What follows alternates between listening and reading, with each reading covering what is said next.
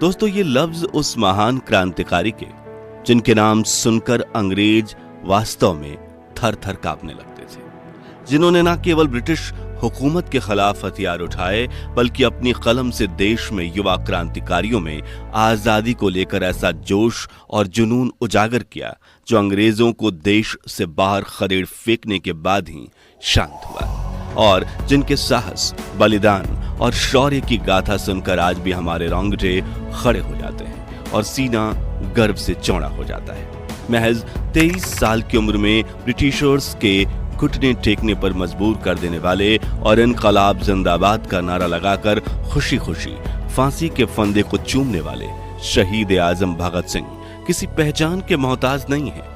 लेकिन क्या आप जानते हैं कि वीर भगत सिंह और राजगुरु ने ब्रिटिश अधिकारी जॉन सॉन्डर्स की हत्या गलती से कर दी थी और असल में उनका टारगेट कोई और था।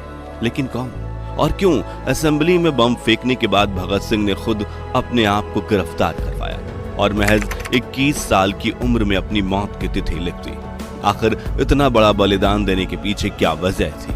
और दुख की बात तो यह है कि महात्मा गांधी भगत सिंह की फांसी रुकवा भी सकते थे, लेकिन उन्होंने ऐसा नहीं किया। मगर क्यों? जानेंगे वीर भगत सिंह की इस रोंगटे खड़ी कर देने वाली जीवनी में। लेकिन उसके पहले हर भारतीय उनकी याद में कमेंट बॉक्स में इनकलाब जिंदाबाद जरूर लिखे।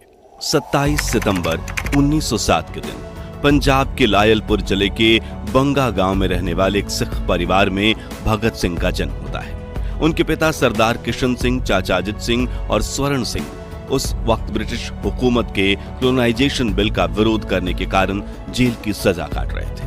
भगत सिंह का पूरा परिवार आजादी के संघर्ष में शामिल था।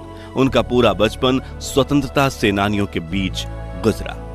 उन्होंने अपने पिता के साहस, बलिदान और देशभक्ति जैसे गुण सीखे। इसी भावना के चलते उन्होंने सिर्फ 5 से 6 साल की उम्र में अपनी मां विद्यावती कौर से कहा था कि मैं ब्रिटिश हुकूमत से प्रभावित गांव के स्कूल में नहीं पढ़ूंगा, बल्कि उन्होंने दयानंद एंग्लो वैदिक स्कूल ज्वाइन किया, जिसकी जड़ें भारत के महान इतिहास से जुड़ी थी।